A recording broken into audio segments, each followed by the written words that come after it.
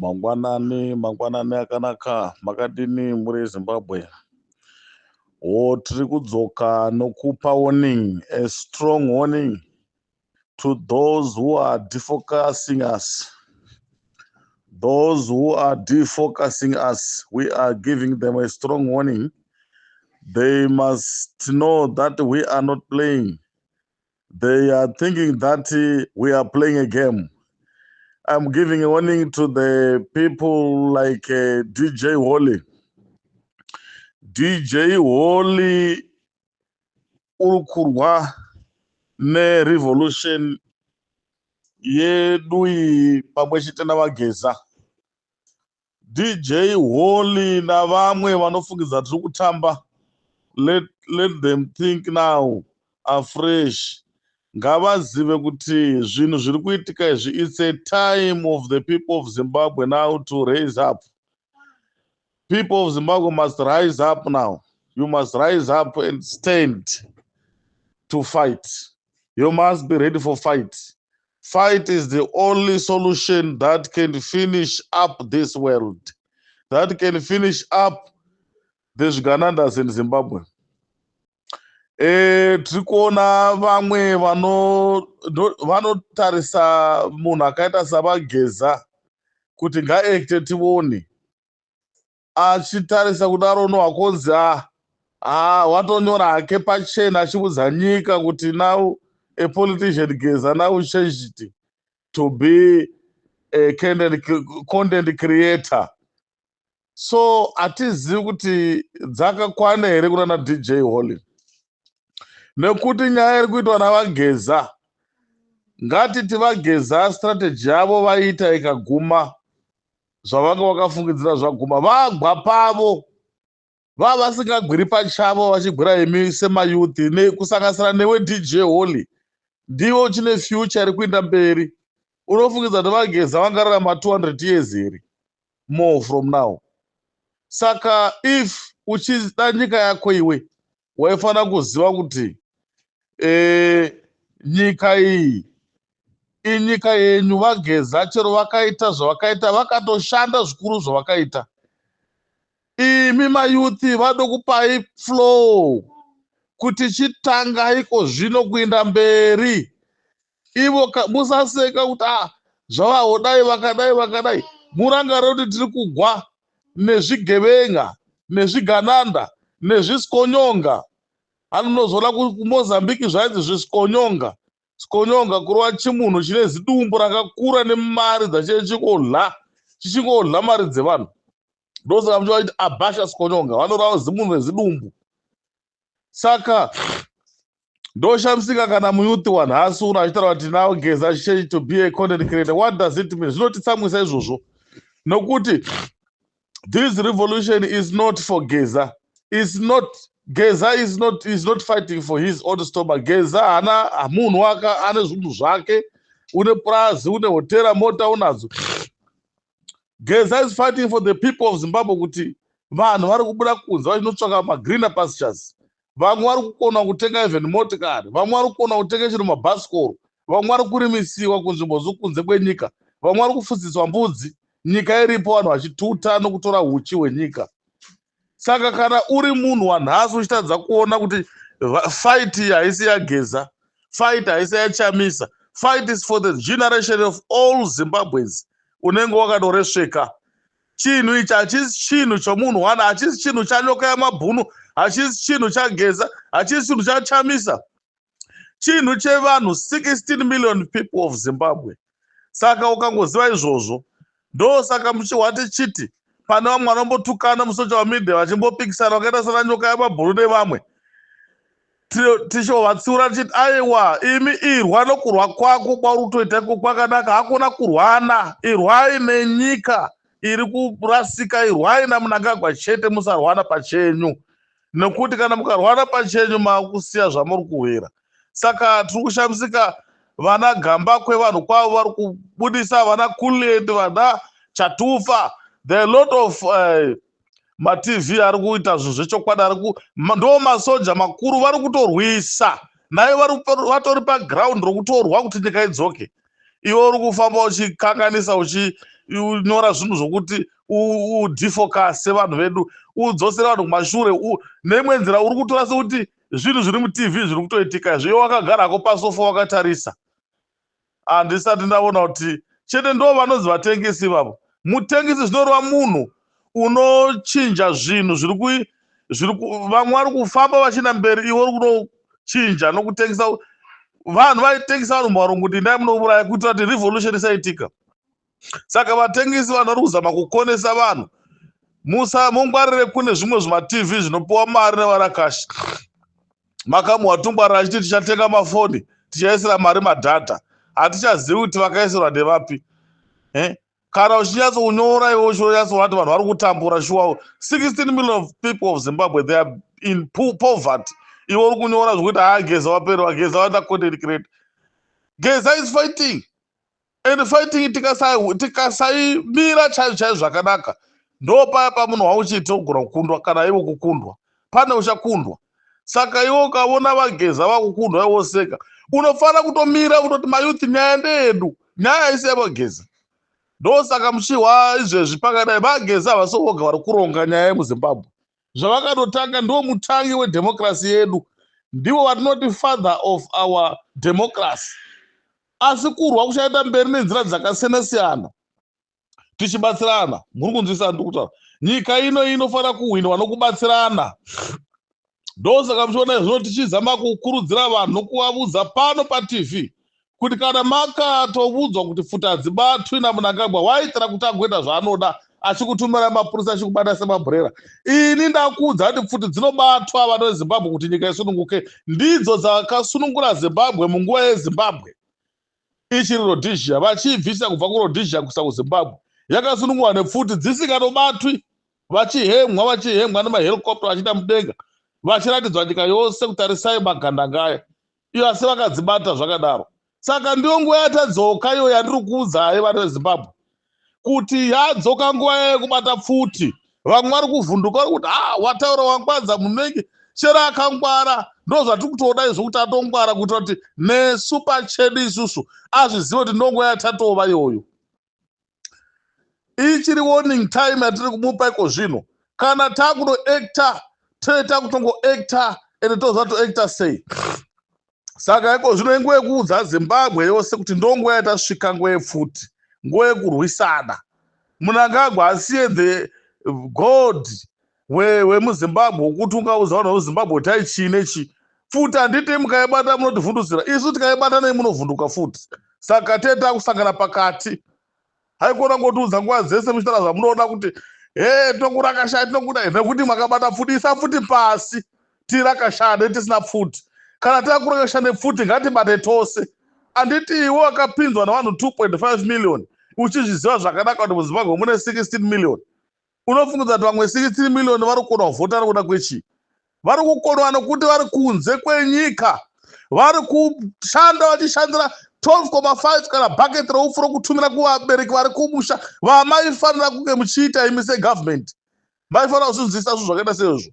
Ndogara ndichitaura kuti pawakapinda pachigaro usati wapedza 3 months waifanira kurecognize kuti vamwe vanhu vasina kukwanisa kuvhota vari kunze kwenyika vari kukonwa kuvhota, ende uri kuvanyima option kuti vavhote vari kunze kwenyika ikoko uchitozviziva pachena kuti havangativhoteri. Ndiani ungakuvhotera iye achitsvaka mari kuna imwe nyika pasi pomwe president? Unozovhotera president uri kukona kusumudza ikonomi yekuti ini ndinge ndichiita zvatoita ndiri munyika. Saka wakatobvisa vanhu veZimbabwe wakavarijecta. They are now out of your system. Hauchavatori semaZimbabwe. Saka that's why isu pano takufamba pachena chena tichitera kuti maZimbabwe muchiri maZimbabwe. Musatora zvitupa zvokunze kwenyika, musatenga dzimba dzokunze kwenyika. Nyika yenyu iripo. Let us go back to fight that maniac in the room, that elephant in the room, that python in the room. He must run to Zambia.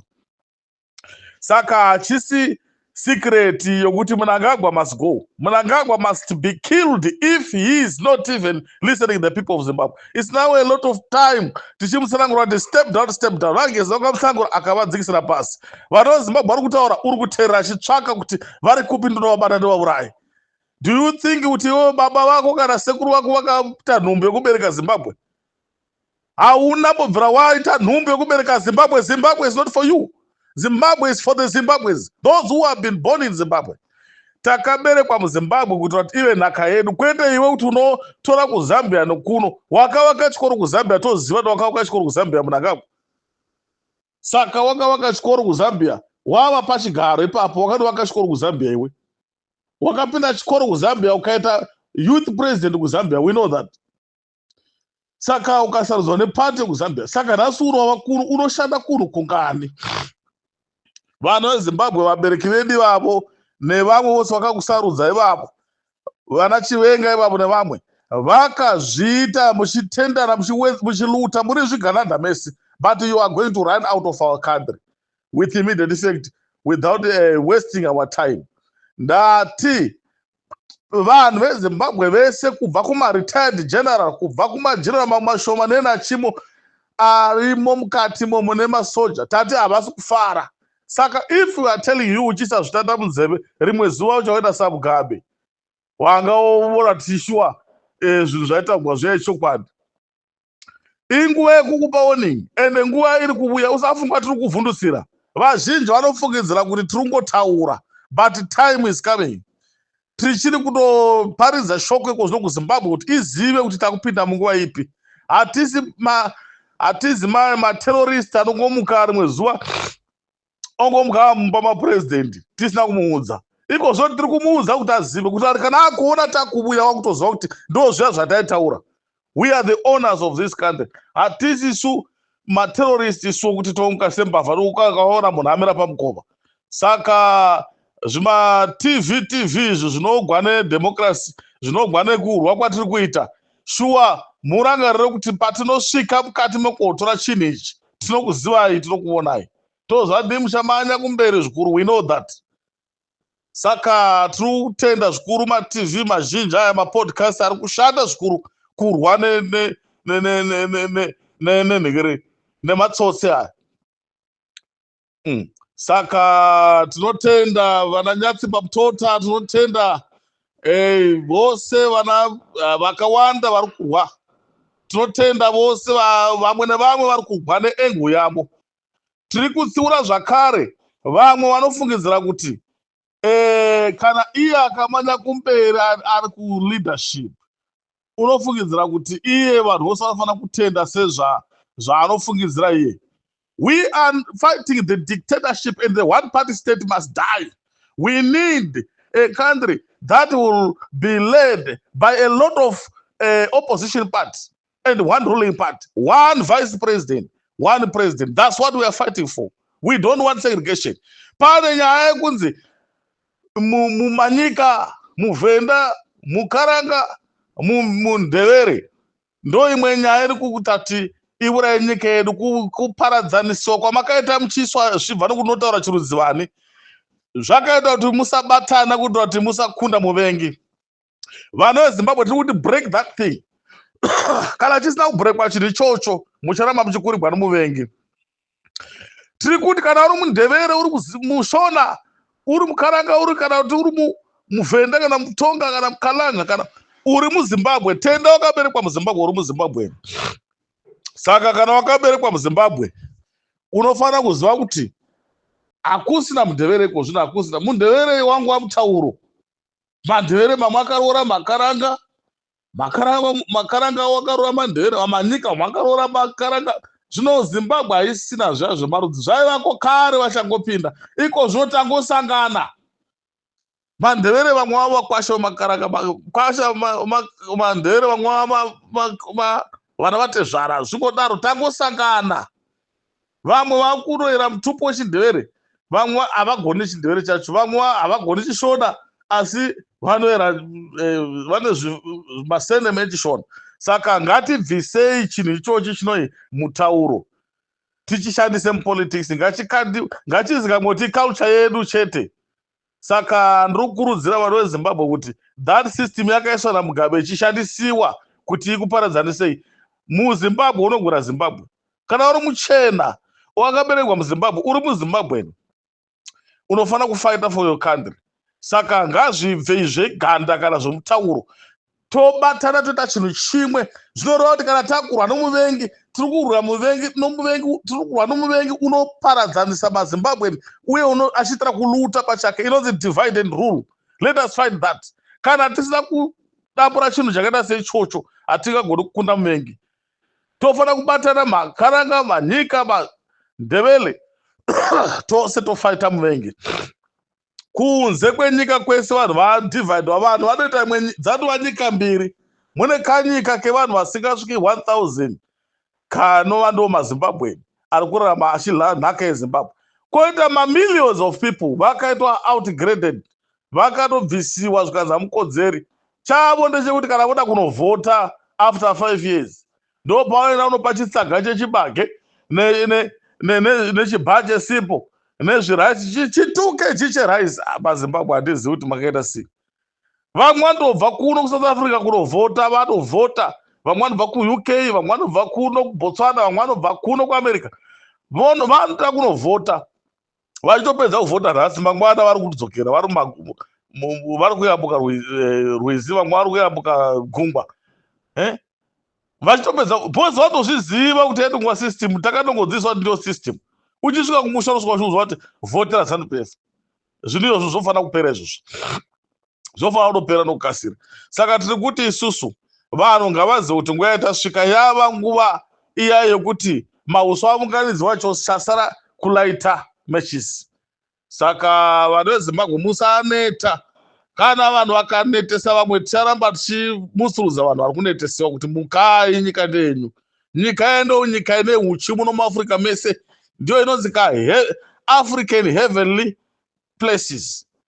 Ndiko kanyika katinotiko kaheaven of Africa kaya kaZimbabwe. Kane zvinhu zvose ndosaka kachita nyaya kachitangwa pasi rose kachigwisaniwa. Vanhu vari kugwira kanyika kaya because kane zvinhu zvose, kane mablessings.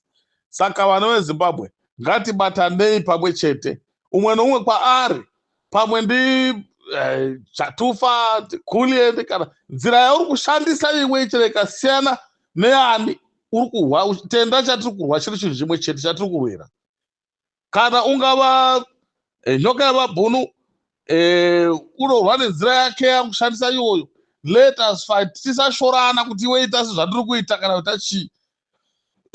Tatigona tichiri mborwa tiri pasi pemovement imwe yavogeza, nokuti vageza is our leader. But uchaona kuti vana vageza vamwe vanobva vakasiyana. Vamwe vanoti isusu toda kurwa tizosere Chiwenga, vamwe vanoti Chiwenga hatichamudi. Seni ndoti Chiwenga hatichamudi. Chiwenga no more. He is busy looting together with those people. We no more want Chiwenga. But kune vanoti vanomuda handisi kuvapikisa, ndezvenyika. Tenda tabvisa munangagwa. Vamwe vanotivo toda Chamisa, handisi kuvapikisa futi. Indiri kuti let us fight tiri pasi pavageza. Iko zvino ndo vatiri kufamba navo pamovement iyi. Tichitevera zvose tichigwa nemagwero edu ose atinoita kuti nyika iyi tihwine. Kuti tihwine ndo zvatiri kuda. Toda kuhwina nyika. We want to win our country. Saka let us fight nenzira dzatokwanisa. Vanorwa vari kuMDC yatsvangirai, vamwe vari kwaMorgan Commission kunenzani ikoko kwana Triple C kwacho. Asi ndoona sekuti Triple C haichashandi. Triple C yanonguva iyoyo ZANU-PF. Vatengwa vatengesa revolution. Saka isusu tiri kuti Triple C neZANU-PF pasi nazvo ndo vavengi vedu vakuru now. These are our immediate enemies now. You see. So let us fight vanhu veZimbabwe. Tifighte tidzose nyika, tibvise madictator yaROE pasi. Isu toga tisarwa pachedu. Tichanovhota, mavhota achauya. Unoti ndoda Chiwenga uchataura kuvanhu ndoda Chiwenga ovhoterwa. Unondoda vageza uchataura. Unoti ndoda unonzani Chamisa uchataura pachata mavhoti. Iko zvinezvi let us fight. Vokwava Chamisa, vokwavageza, vokwa guruguru wacho. Ngavafaite nenzira yavo. Hatisi kushorana iko. Tikatanga kushorana kuti waivo uchiteera guruguru wacho chidai, zvorova kuti isusu tasiya chatiri kugwira. Muri kuona chatiri kuti isu ngachiende ndi vice president Skonyonga ava vice president weekend ndo vice president kawa anozviona napresident wake Mnangagwa ngavarove pasi netimu yake ngavarove pasi ndo zvandoti pasi nazvo izvozvo maite entertained.